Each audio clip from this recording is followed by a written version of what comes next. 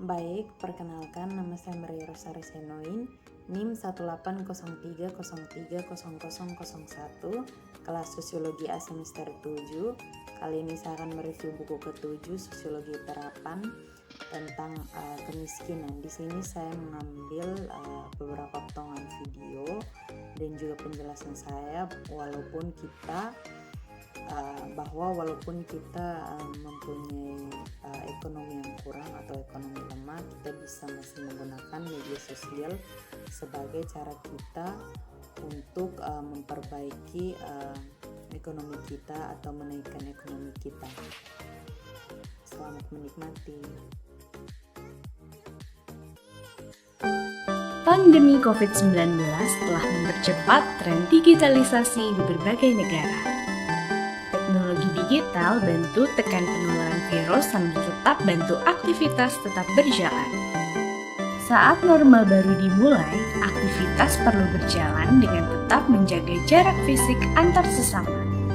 Ternyata pandemi menjadi stimulus bagi masyarakat untuk lebih menggunakan teknologi dalam kegiatan sehari-hari. Tren teknologi apa saja yang berkembang di masa pandemi?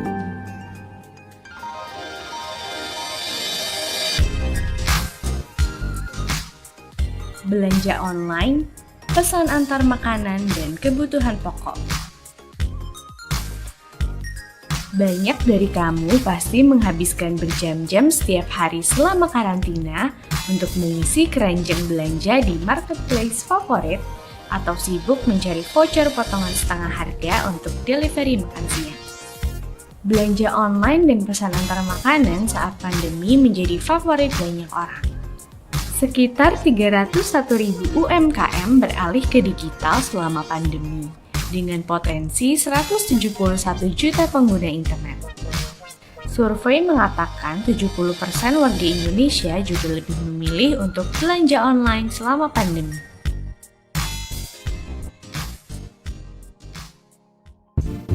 Sistem pembayaran digital. Virus mungkin saja menempel di uang tunai. Maka saat AKB dimulai, pembayaran digital tanpa kontak seperti kartu atau dompet elektronik adalah metode pembayaran yang direkomendasikan. Pembayaran digital memungkinkan orang untuk melakukan pembayaran barang, layanan, dan tagihan dengan lebih cepat dan minim kontak fisik. Sepanjang PSBB bulan April lalu, Bank Indonesia mencatat kenaikan transaksi uang digital atau uang elektronik mencapai 64,48%.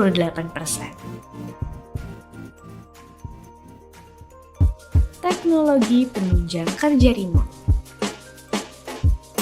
Saat instansi pemerintahan dan swasta mengikuti anjuran work from home, bekerja jarak jauh memanfaatkan teknologi seperti ruang rapat virtual, penyimpanan berbasis cloud, aplikasi manajemen proyek, dan bahkan teknologi pengenal wajah yang memungkinkan seseorang untuk tampil di depan latar belakang virtual untuk menjaga privasi rumah. WhatsApp melaporkan adanya peningkatan pengguna hingga 40% selama pandemi berlangsung. Aplikasi telekonferensi Zoom juga melaporkan peningkatan pendapatan sebesar 85% hanya dalam waktu 3 bulan, yakni mencapai 166 juta dolar Amerika Serikat atau sekitar 2,7 triliun rupiah.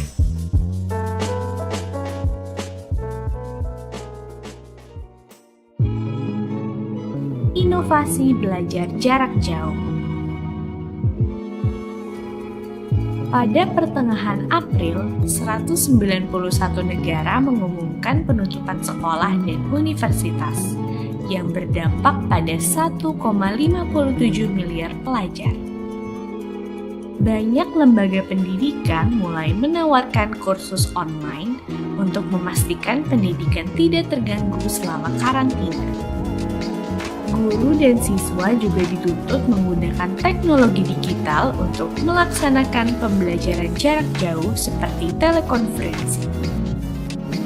Selain itu, teknologi virtual tour dan augmented reality juga populer di pendidikan non-formal.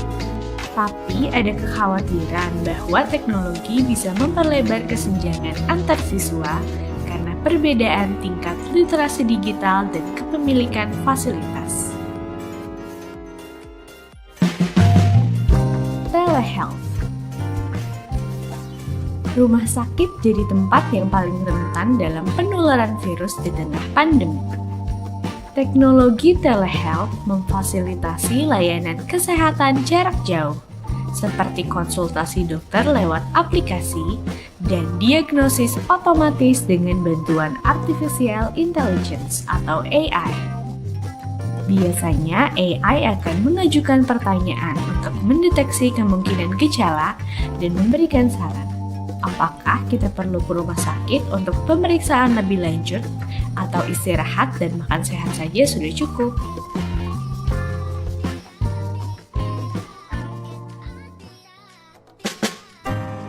Digital entertainment. Sementara beberapa tempat hiburan ditutup dan berbagai acara ditunda, orang-orang perlu hiburan untuk menghilangkan rasa bosan selama karantina.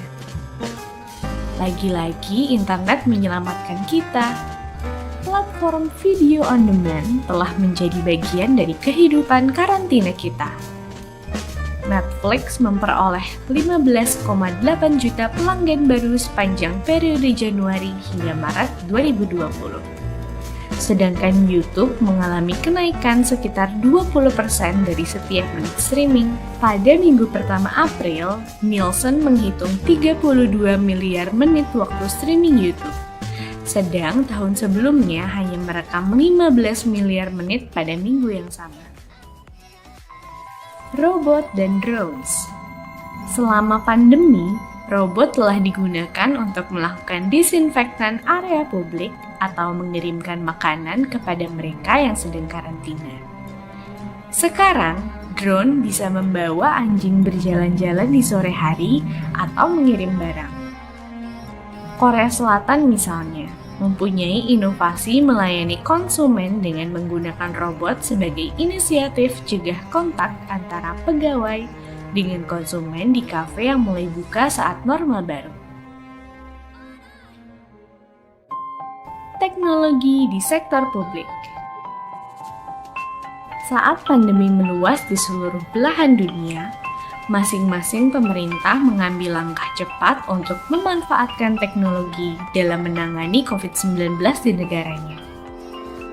Di Jawa Barat, kita punya Picobar, sistem terintegrasi yang memungkinkan pemerintah dapat melakukan diseminasi informasi dan mendorong partisipasi masyarakat dalam pengambilan keputusan penanganan COVID-19 yang tepat. Dengan bantuan teknologi digital, pemerintah secara transparan dapat menyajikan data, melakukan pemetaan kasus, pendataan bantuan sosial, meningkatkan efektivitas tes masif, dan mendengar aspirasi masyarakat secara efektif.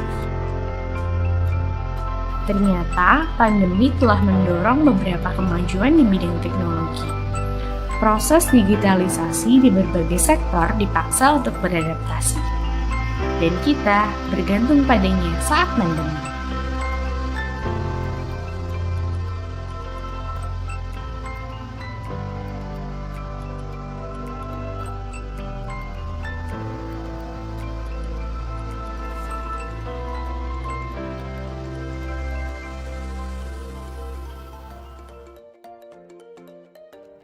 Ya baik, dari video tersebut kita bisa menyimpulkan bahwa walaupun dengan keadaan ekonomi yang lemah atau kurang mampu, kita masih bisa menggunakan media sosial sebagai salah satu aplikasi atau alat untuk mengelola kemiskinan kita atau mengelola apa yang kita punya sehingga dalam berbentuk belanja online. Sekian video dari saya, semoga membantu dan semoga disukai oleh teman-teman semua.